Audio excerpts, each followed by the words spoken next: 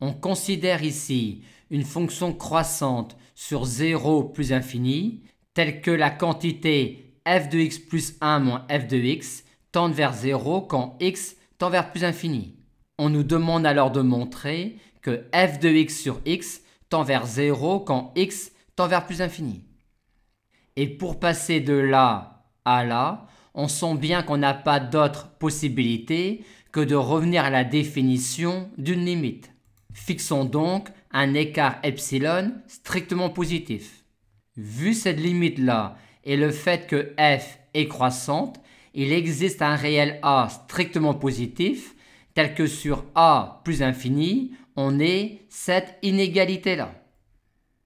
Et voyons ce que l'on peut en déduire sur f de x sur x quand x est supérieur ou égal à a. Vu cette inégalité, on peut facilement encadrer f de a plus 1 moins f de a, f de a plus 2 moins f de a plus 1, et ainsi de suite.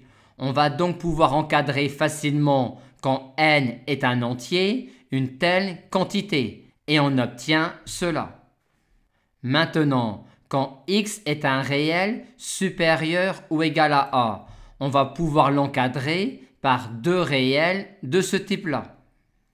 Et on va donc pouvoir encadrer ainsi f de x moins f de a, vu que f est croissante, ce qui nous donne cet encadrement-là de f de x moins f de a quand x est supérieur ou égal à a, vu cette inégalité-là.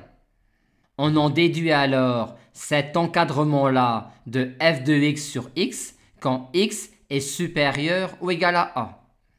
Et on a simplement utilisé ici le fait que nx était inférieur ou égal à x moins a. On a donc montré que quand on considère un écart epsilon strictement positif, on peut trouver un réel a strictement positif, tel que sur a plus infini, on ait cet encadrement-là de f de x sur x. Et maintenant, c'est terminé. En effet, a étant fixé, cette quantité-là tend vers 0 quand x tend vers plus infini. Aussi, quitte à prendre x encore plus grand, on pourra majorer cette quantité-là par epsilon pour x appartenant à un intervalle de la forme b plus infini.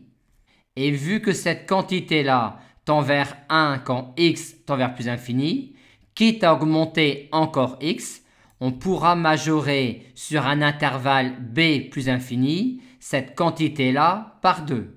On en déduit donc qu'on peut trouver un intervalle de la forme b plus infini, tel que sur cet intervalle-là, on ait cet encadrement-là.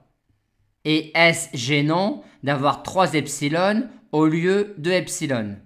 Non, car on vient de montrer qu'à chaque fois qu'on fixe un écart epsilon strictement positif, je peux trouver un réel b tel que sur b plus infini, on ait cette inégalité-là. Aussi, quand je fixe un écart epsilon strictement positif, si on applique ce que l'on vient de montrer à l'écart epsilon sur 3, on en déduit alors qu'il existe un intervalle de la forme b1 plus infini, tel que sur b1 plus infini, f de x sur x est compris entre 0 et epsilon.